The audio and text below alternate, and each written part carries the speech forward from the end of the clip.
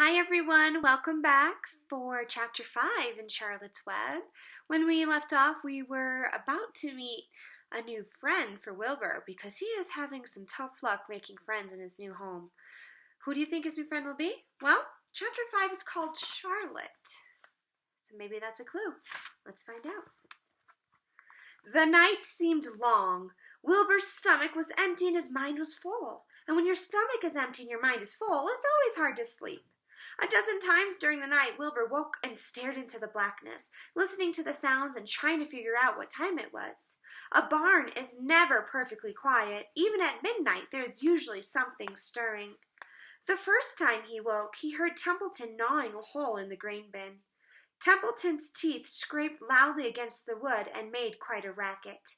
That crazy rat, thought Wilbur. Why does he have to stay up all night grinding his clashers and destroying people's property? Why can't he go to sleep like any decent animal? Oh, look who's out. The second time Wilbur woke, he heard the goose turning on her nest and chuckling to herself. What time is it? Whispered Wilbur to the goose. Probably, about 11:30, said the goose. Why aren't you asleep, Wilbur? Too many things on my mind, said Wilbur. Well, said the goose, that's not my trouble. I have nothing at all on my mind, but I've too many things under my behind. Have you ever tried to sleep while sitting on 8 eggs? No, replied Wilbur. I suppose it is uncomfortable. How long does it take a goose egg to hatch? Approximately 30 days, all told, and answered the goose. But I cheat a little. On warm afternoons, I just pull a little straw over the eggs and go out for a walk. Wilbur yawned and went back to sleep. In his dreams, he heard again the voice saying, I'll be a friend to you. Go to sleep. You'll see me in the morning. About half an hour before dawn, Wilbur woke and listened. The barn was still dark. The sheep lay motionless. Even the goose was quiet. Overhead on the main floor, nothing stirred. The cows were resting. The horses dozed. Templeton had quit work and gone off somewhere on an errand. The only sound was a slight scrapping noise from the rooftop, where the weather vane swung back and forth. Wilbur loved the barn when it was like this, calm and quiet, waiting for light. Day is almost here, he thought. Why is he so anxious for daybreak? Do you remember? Through a small window, a faint gleam appeared. One by one, the stars went out. Wilbur could see the goose a few feet away. She sat with her head tucked under a wing. Then she could see the sheep and the lambs. Then the sky lightened. Oh, beautiful day, it is here at last. Today I shall find my friend. Wilbur looked everywhere. He searched his pen thoroughly. He examined the window ledge, stared up at the ceiling, but he saw nothing new. Finally, he decided he would have to speak up. He hated to break the lovely stillness of dawn by using his voice, but he couldn't think of any other way to locate the mysterious new friend who was nowhere to be seen. So Wilbur cleared his throat. Attention, please, he said in a loud, firm voice. Will the party who addressed me at bedtime last night kindly make himself or herself known by giving an appropriate sign or signal? Wilbur paused and listened. All the other animals lifted their heads and stared at him. Wilbur blushed, but he was determined to get in touch with his unknown friend. Attention, please, he said. I will repeat the message. Will the party who addressed me at bedtime last night kindly speak up? Please tell me where you are if you are my friend. The sheep looked at each other in disgust. Stop your nonsense, Wilbur, said the oldest sheep. If you have a new friend here, you are probably disturbing his rest, and the quickest way to spoil a friendship is to wake somebody up in the morning before he is ready. How can you be sure your friend is an early riser? Let me just check on these two real quick.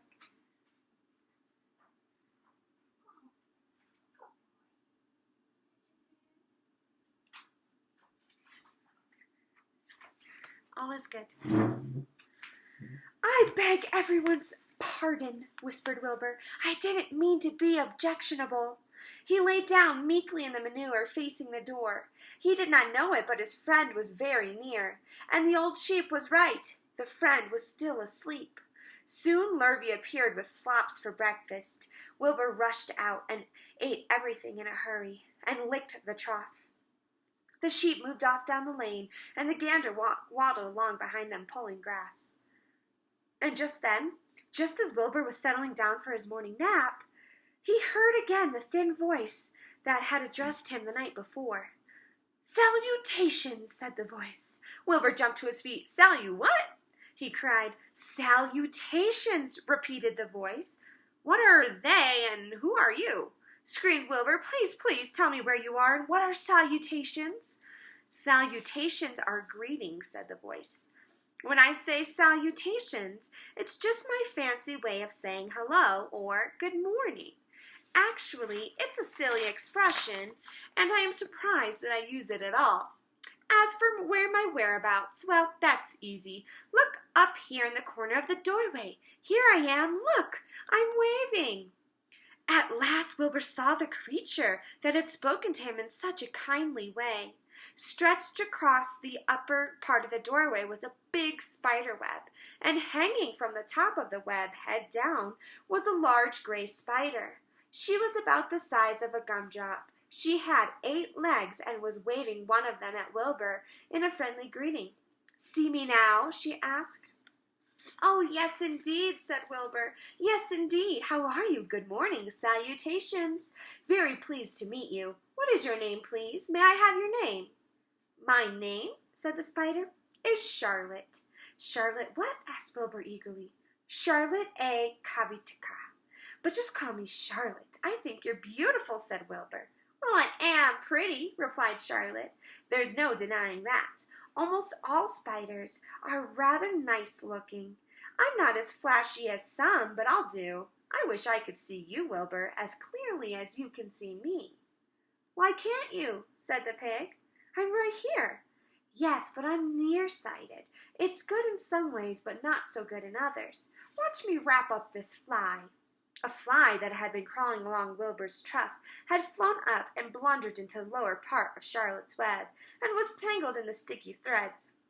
The fly was beating its wings furiously, trying to break loose and free itself.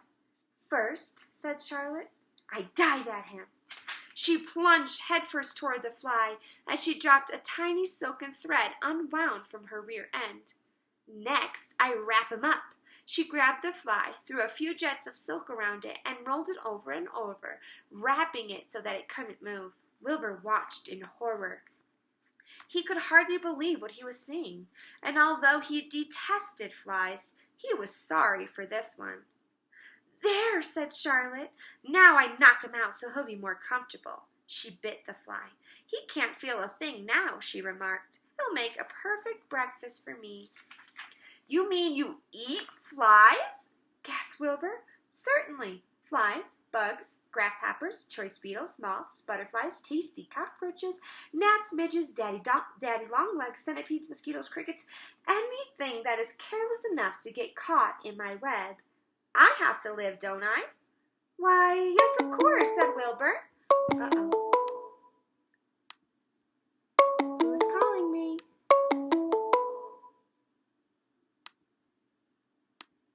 Sorry, class. This is what I hear all day long. Ring, ring, ring. Okay.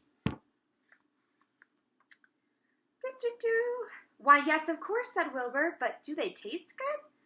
"Delicious, of course. I don't really eat them. I drink them. I drink their blood. I love blood," said Charlotte, and her pleasant, thin voice grew thinner and more pleasant. "Don't say that," groaned Wilbur. "Please don't say things like that." "Why not? It's true, and I have to say what is true. I am not entirely happy about my diet of flies and bugs, but it's the way I'm made. A spider has to pick up a living somehow or another, and I happen to be a trapper.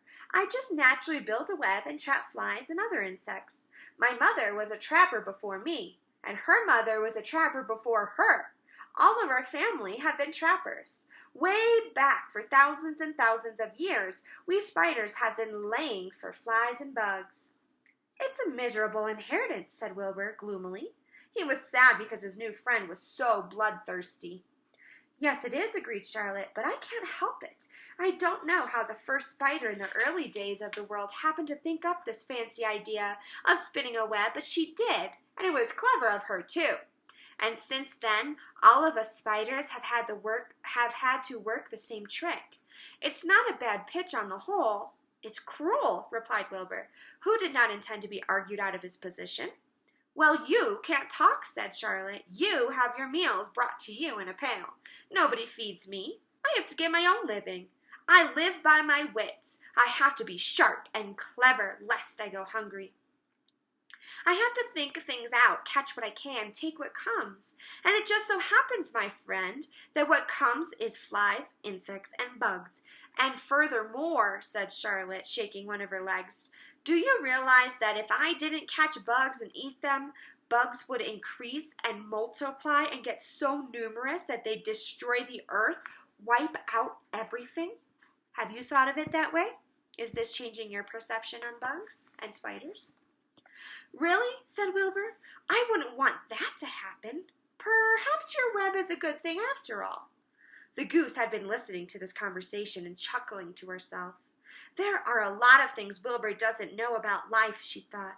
He's a really very innocent little pig. He doesn't even know what's going to happen to him around Christmas time. He has no idea that Mr. Zuckerman and Lurvy are plotting to kill him. Is that true? And the goose raised herself a bit and poked her eggs a little further under her so they would receive the full heat from her warm body and soft feathers. Charlotte stood quietly over the fly, preparing to eat it. Wilbur laid down and closed his eyes. He was tired from his wakeful night and from the excitement of meeting someone for the first time. A breeze brought him the smell of clover, the sweet-smelling world beyond his fence. Well, he thought, I've got a new friend all right, but what a gamble friendship is. Charlotte is fierce, brutal, scheming, bloodthirsty, everything I don't like. How can I learn to like her, even though she is pretty and, of course, clever? Wilbur was merely suffering the doubts and fears that often go with finding a new friend. In good time, he was to discover that he was mistaken about Charlotte. Underneath her rather bold and cruel exterior, she had a kind heart, and she was to prove loyal and true to the very end. Have you ever made a friend that was a lot different than you? Maybe it's good not to judge a book by its cover. We'll read chapter 6 tomorrow to find out how this friendship unfolds. Have a good rest of the day, everyone. Get outside, do something fun. I miss you. Thanks for tuning in.